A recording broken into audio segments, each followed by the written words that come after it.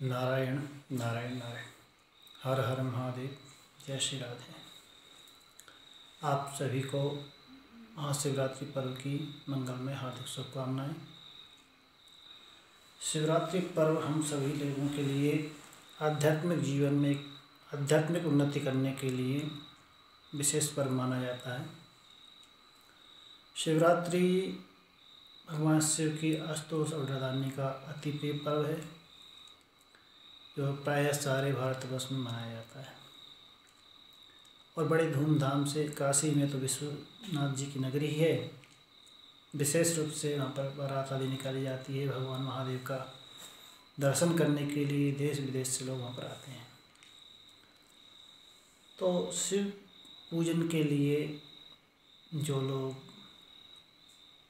दिन में पूजन करते हैं, रात्रि जागरण करते हैं, अभिषेक करते हैं और भगवान शिव की कृपा से अपने ज्ञात अज्ञात जो भी पाप कर्म हैं उन सबको क्षय करके और भगवान शिव की कृपा का प्रसाद प्राप्त करते हैं। शिवरात्रि पर्व में हम जो अभिषेक आदि करते हैं, इसका आध्यात्मिक अर्थ क्या है, इस विषय में जानना थोड़ा हम विचार करते हैं। वैसे भगवान शिव को ही रुद्र कहा गया है। शंकर जी का नाम शंकर क्यों है? शम सुखम करोति इति शंकरः, अर्थात जो भक्तों का कल्याण करने वाले हैं वो शंकर कहलाते हैं। शिव कल्याण धातु से ही शिव शब्द की उत्पत्ति होती है। और शिवरात्रि पर्व, शिव की रात्रि, शिवस्य रात्रि शिवरात्रि अथवा शिवाय रात्रि शिवरात्रि, माने शिव के लिए जागरण करने की रात्रि हो, शिव कल्याणकारी रात्रि जो है वो शिवरात्रि कहलाती है। रात्रि शब्द का अर्थ ही ये है कि राति सुखम ददाती ऐसा रात्रि, अर्थात जो संपूर्ण प्राणी मात्र को आनंद प्रदान करने वाली है वह जो है शिवरात्रि कही गई है। कहीं कहीं पर रात्रि शब्द का अर्थ अज्ञान भी किया गया है। जो अज्ञान अंधकार है जीव के अंदर मायाकृत, उस अज्ञान आनंद का भी प्रतिपादन किया जाता है रात्रि शब्द से। तो शिव की जो सम शक्ति है, उस तम की जो अनुवृत्ति का विनाश करती है, वही शिवरात्रि कहलाती है। शिव जीव जगत में अपने संबित प्रकाश से, ज्ञानात्मक प्रकाश से उस अंधकार का निवारण करके, जीव के अज्ञान का निवारण करके उसे आलोकित करते हैं, प्रकाशित करते हैं, अपने स्वरूप का परिचय दिलाते हैं। शिवरात्रि में हम उपवास करते हैं। उपवास शब्द का अर्थ ही यह है कि उपसमीपे वासयति उपवासः, अर्थात परमात्मा को अपने समीप महसूस करना या परमेश्वर से अपने को जो नज़दीकी से संबंध स्थापित करना, अपनी आत्मसत्ता में परमात्म सत्ता का अनुभव करना, परमेश्वर से अभिन्नता प्राप्त करना, यही शिवरात्रि का विशेष रूप से महत्व मानना चाहिए। शिवरात्रि में जो हम लोग पूजन करते हैं तो उसकी आध्यात्मिकता पर भी विचार करना जरूरी है, क्योंकि महाराज मनु ने कहा है, नहीं अध्यात्मिक विदा कश्चित क्रियाया फलमश्नुते। तो जो अध्यात्मविद अर्थात जिसने अध्यात्म को नहीं जाना है, अध्यात्म को जाने बिना जो हम क्रिया करते हैं उसका सम्यक फल हमें नहीं प्राप्त हो पाता है। जब तक हम क्रिया का प्रयोग जो करते हैं उस प्रयोग का रहस्य नहीं जानेंगे, पूजन आदि जो भी साधन करते हैं, अभिषेक आदि करते हैं, तब तक उसका विशेष जो फल मिलना चाहिए, यूँ तो ज्ञात अज्ञात में जैसा भी किया गया शिव कर्म फल प्रदान करने वाला ही होता है। शिव पुराण में जैसे उग्याद की कथा आती है कि इसने अज्ञानी में बिलपत्र चढ़ जाने से ही कल्याण को प्राप्त किया, तो संपूर्ण फलों का प्राप्त करने के लिए हमें विशेष फल प्राप्त के लिए उसका आध्यात्मिक रहस्य क्या है वह भी जानना नितांत आवश्यक है। जैसे कहा जाता है भगवान शिव को प्रसन्न करने के जलधारा प्रिय शिव। भगवान शिव को प्रसन्न करने के लिए जलधारा अर्थात अभिषेक। जलधारा का मतलब ये है कि सतत निरंतर धार का प्रवाह चलता रहना। तो जलधारा जैसा हम सभी लोग अभिषेक करते हैं, तो अभिषेक के में जल अथवा दूध आदि के माध्यम से अन्य पदार्थों के द्वारा भगवान शिव का अभिषेक किया जाता है।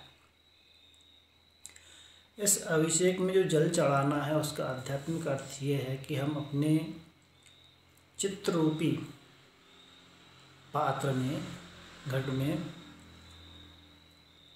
भक्ति रस रूपी जल अथवा दुग्ध आदि जो भी के लिए, तो उसे भक्ति रूपी जल को भरकर और अपने चित्त वृत्ति का जो प्रवाह चलता रहता है, जैसे हर घट में जल में घट का जो छिद्र होता है उस छिद्र के द्वारा जल गिरता है भगवान शिव के ऊपर, धार चलती है, उसी प्रकार अपने चित्त रूपी पात्र में मन के छिद्र अर्थात वृत्तियों का जो प्रवाह होता है निरंतर सतत, उसके द्वारा भगवान शिव को के अभिमुख होना माने और सतत जो है भगवान शिव के अभिषेक में जो शिव सूक्त आदि का पाठ किया जाता है, रुद्राष्टाध्याय का पाठ किया जाता है, उसका मनन चिंतन करना, अथवा जो लोग शिव सूक्त का पाठ नहीं कर पाते वो महादेव के जो पंचाक्षरी मंत्र है उसका जप करते हुए, ध्यान करते हुए, क्योंकि मंत्र शब्द का अर्थ है मननात् त्रायतेति मंत्र। जो मनन चिंतन किया जाता है उससे त्राण में रक्षा जो करने वाले वो मंत्र है, तो उसका सतत जप करते रहें, मनन चिंतन करते हैं। जप भी जैसे जप में दो शब्द हैं, अक्षर हैं, जा और पा। तो जकारो जन्म नाश स्यात् पकार पापनाशक तस्मात् जप इति प्रोक्त मुनिभिः तत्त्वदर्शी। अर्थात जप में जो अक्षर है जा है उसका अर्थ है जो जन्म से छुड़ाने वाला हो, बार बार जो जन्मना मरना है, पुनरपि जननम पुनरपि मरणम पुनरपि जननी जठरे शयनम, उस जन्म मृत्यु के चक्र से छुड़ाने वाला हो। उपा माने संपूर्ण पापों का नाश करने वाला जो। तो ऐसे उस जप का हम सतत चिंतन मनन करते हुए जो जलधारा समर्पित करते भगवान शिव को, इस जलाभिषेक से जो है हमारा जो वृत्ति रूपी जलाभिषेक है उसके द्वारा भगवान शिव अति प्रसन्न होते हैं।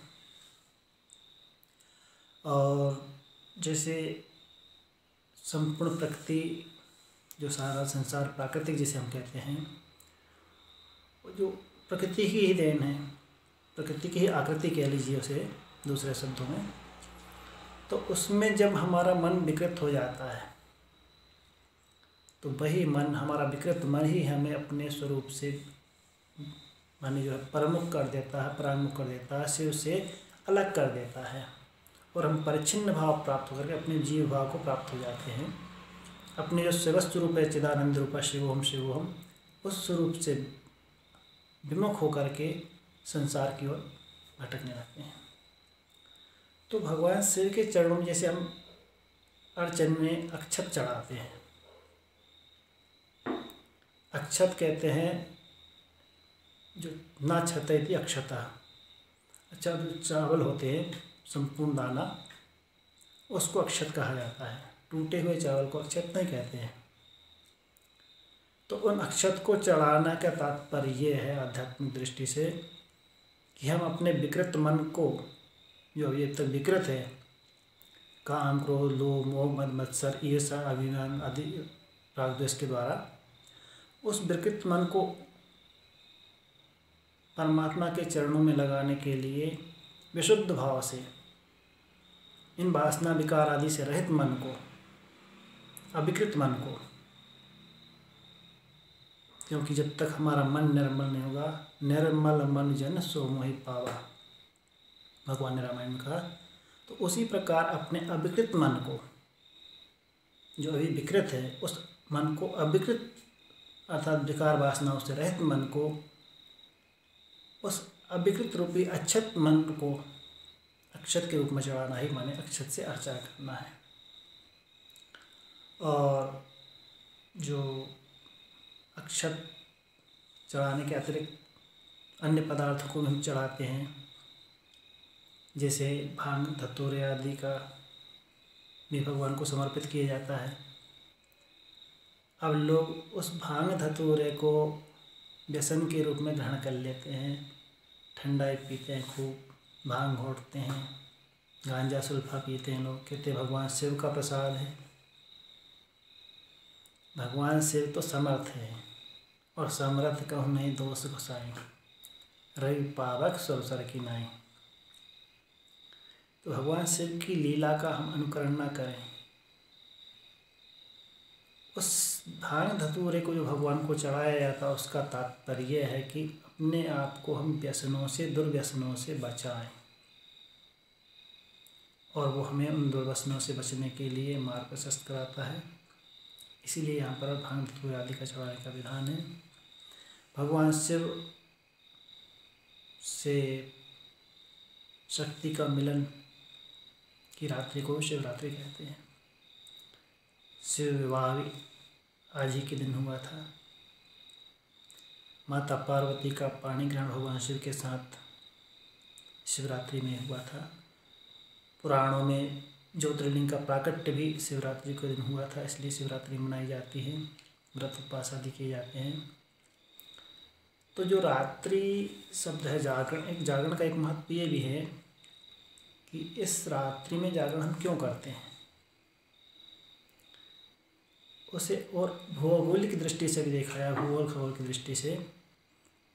तो हमारी भौगोलिक जो भी ब्रह्मांड है उसमें अनंत शक्तियाँ तरंग रूप में चल रही हैं,